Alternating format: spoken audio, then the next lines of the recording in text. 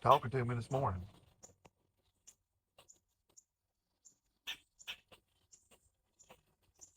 Messing up his morning breakfast.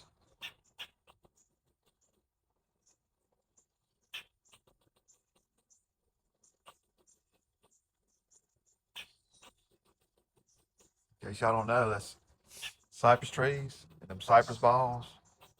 You want to see what squirrels do? See all that?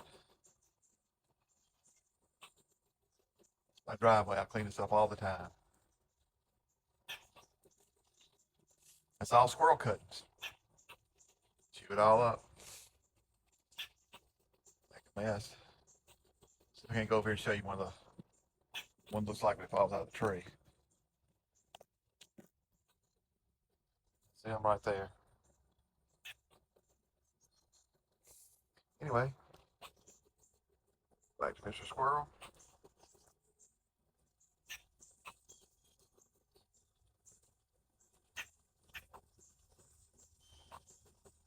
Still talking to me. He wants me to leave or he can eat.